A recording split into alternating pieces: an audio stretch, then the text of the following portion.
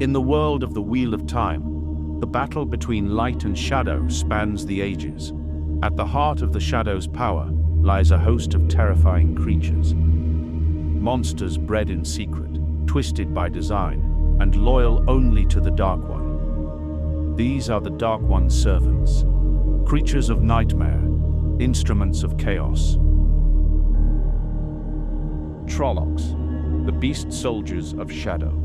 Towering over men, with the features of bears, boars, wolves, or birds of prey, Trollocs are the Dark One's brutal shock troops. They are the product of forbidden experimentation, created during the Age of Legends by Agenor, one of the Forsaken. Once a brilliant biologist named Ishar Morad Chue used the lost art of genetic engineering to blend human and animal stock into a grotesque hybrid. His goal? To create the perfect soldier, however monstrous the results may be. Myrddraal, the Fades.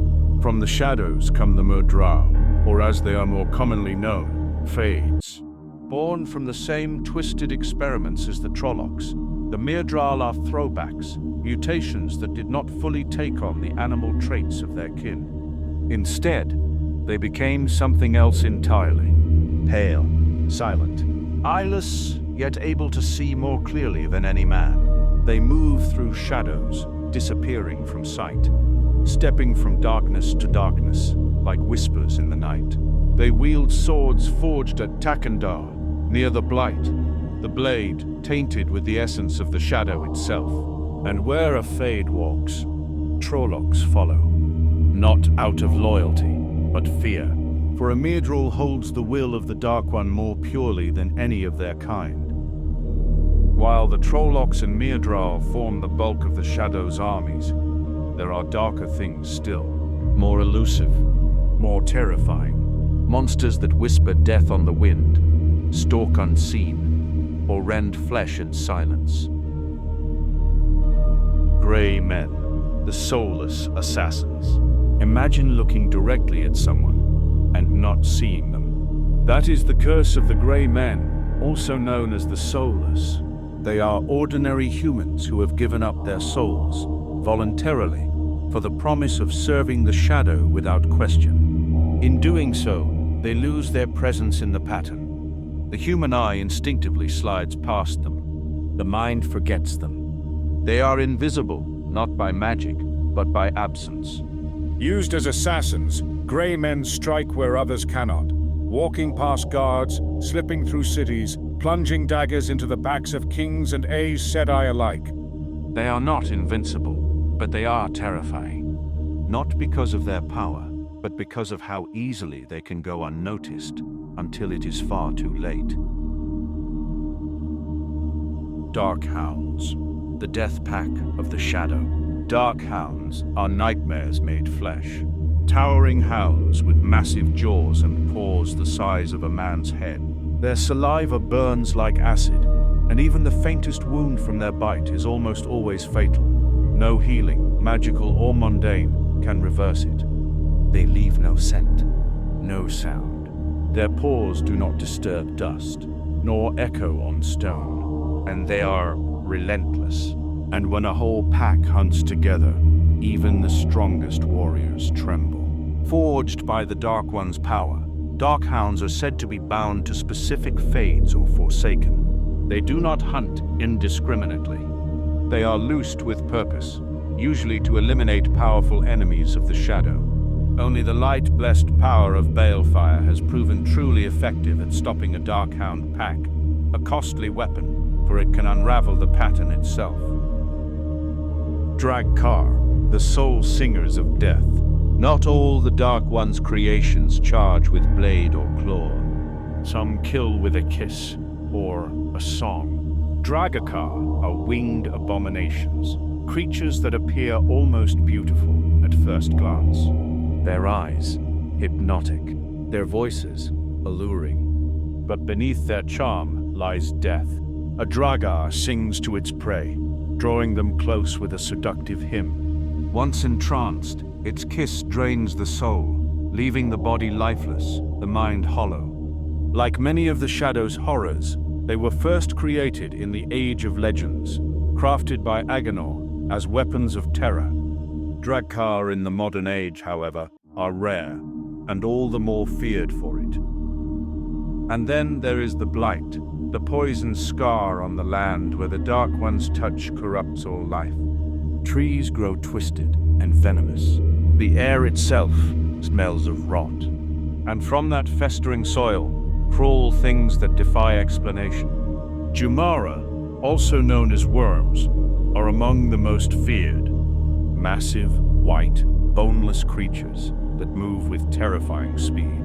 They can grow up to 40 feet long, their bodies rippling like muscle under slick, glistening skin. Trollocs fear them, and even Myrddraal flee from them. Once awakened, the worm will chase its prey, without rest, without hunger, without reason, until it or its target dies.